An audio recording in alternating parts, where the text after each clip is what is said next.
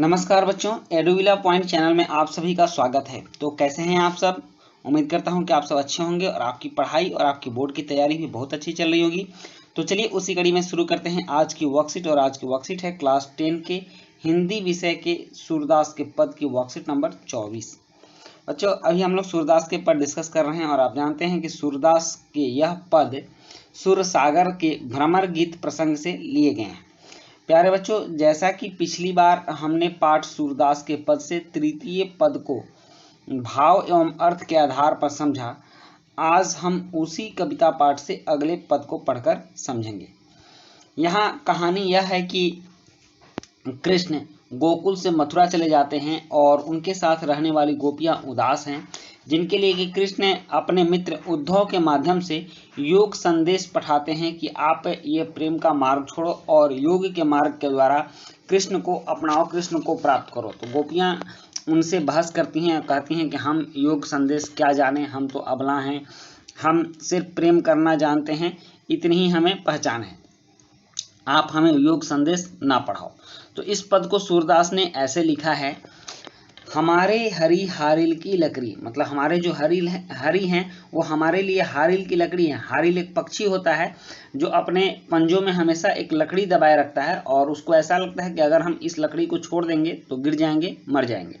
तो वहीं कह रही है कि हमारे जो हरी हैं वो हारिल की लकड़ी हैं, हम उन्हें छोड़ नहीं सकते।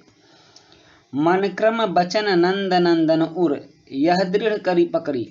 हमारा मन, क्रम, वचन, नंद नंदन मतलब नंद के नंदन, नंद के जो नंदन हैं, बालक हैं, उनकी हृदय को कसकर पकड़े हुआ है। यह इतना कसकर पकड़े हुआ है जैसे कि हारिल किसी लकड़ी को पकड़ता है। जागत सोवत स्वप्न दिवस निसी, कह रहा है कि जागते सोते और सपने में, प्रत्येक सपने में कान्ह कान्ह जकरी, वह कान्हा कान्हा जपते रहता है हमारा मन। सुनत जोग लागत है ऐसो, ज्यों करुई ककरी, तुम्हारे जोग संदेश को, जोग को सुनकर ऐसा लगता है जैसे हमने करुई ककरी खा ली हो, यह हमें थोड़ा भी अच्छा नहीं लग रहा है। सूतो व्याधि हमको ले आए, देखी सुनी न करी, ऐसी व्याधि, ऐसी बीमारी तुम लेकर आए हो जिसको हमने ना कभी देखा है, ना सुना है, ना कभी किया है। यह तो सुरति नहीं ले सौंपो, जिनके मन चक्री, कह रहे हैं यह तो उन्हीं को ले जाकर दो जिनका मन चक्री, चक्कर के समान घूमते रहता है। हमारा मन तो मात्र कृष्ण में ही रमा हुआ है, कृष्ण को छोड़कर कुछ जानता ही नहीं है। मन, क्रम, वचन, यहाँ तक कि सोते जागते सपने में भी हम कान्हा कान्हा ही जपते रहते हैं। हमारे मन को इस जोग की आवश्यकता नहीं है। अब कुछ अपरिचित शब्द है, जैसे हरि, हारिल, हारिल एक पक्षी का नाम है। क्रम मतलब कर्म, उर मतलब हृदय, निसी मतलब प्रत्येक, कान्ह मतलब कान्हा, जोग मतलब योग, योग विदा, करुई ककड़ी मतलब तीखी ककड़ी, व्याधि मतलब बीमारी। अब यहाँ पद का भावार्थ है। पद का भावार्थ है कि सूरदास के इन पदों में गोपियां उद्धव से कह रही हैं कि हमारे हृदय में श्री कृष्ण के प्रति अटूट प्रेम है, जो किसी योग संदेश के द्वारा कम होने वाला नहीं है। हमारे हृदय में श्री कृष्ण के प्रति प्रेम मन, वचन और कर्म द्वारा इतनी दृढ़ता के साथ जुड़ा हुआ है जैसे हारिल पक्षी अपने पंजों से लकड़ी को पकड़ कर रखता है। आपका योग संदेश सुनकर ऐसा लगता है जैसे हमने किसी कड़वी ककड़ी का स्वाद चख लिया हो। यह एक ऐसी बीमारी की तरह प्रतीत होता है जिसके बारे में हमने न तो सुना है, न देखा है और न किया है। इसलिए हे उद्धव, यह संदेश उन्हीं को दीजिए जिनके मन चक्र या चक्री की तरह चलायमान है। तो यह इसका भावार्थ था। अब कुछ प्रश्न हैं, जैसे कि आशा है आपने इन पंक्तियों के भावार्थ को समझ लिया होगा। चलिए उन पर आधारित कुछ प्रश्नों के उत्तर खोजते और लिखते हैं। तो शुरू में 2 ऑब्जेक्टिव प्रश्न हैं, इसके बाद कुछ लिखना है आपको कि गोपियों ने उद्धव के योग संदेश की तुलना किससे की है, गोपियों ने उद्धव से योग संदेश को किन लोगों को सौंपने को कहा है, और एक गतिविधि है कि हारिल या हरियल पक्षी के विषय में जानकारी जुटाइए और चित्र के माध्यम से प्रदर्शित कीजिए। तो चलिए अब इन प्रश्नों के उत्तर लिखते हैं। प्रश्न 1 है कि हरि से क्या तात्पर्य है, तो उसका उत्तर ख है, कृष्ण। हरि का मतलब कृष्ण है।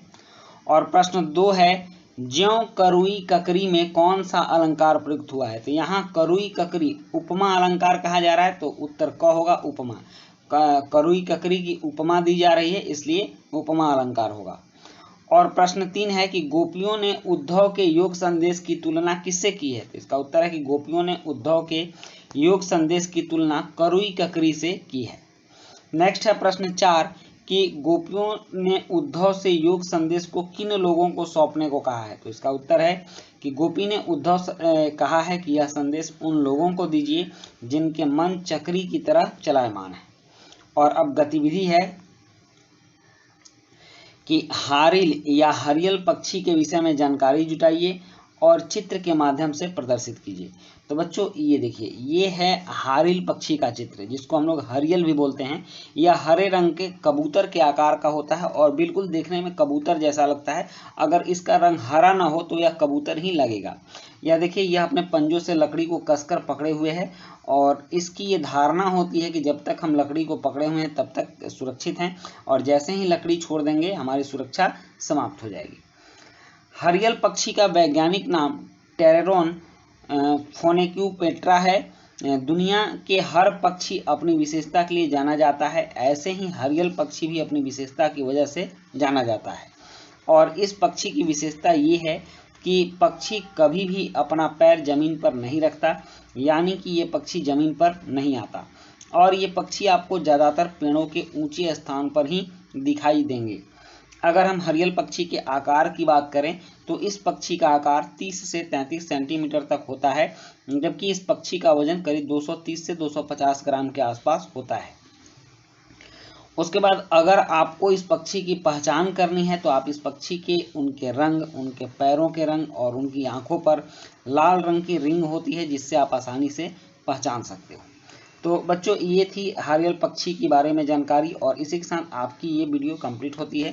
वीडियो अच्छी लगी हो तो लाइक, सब्सक्राइब, कमेंट जरूर कीजिएगा। मिलते हैं नेक्स्ट वीडियो में। Thank you.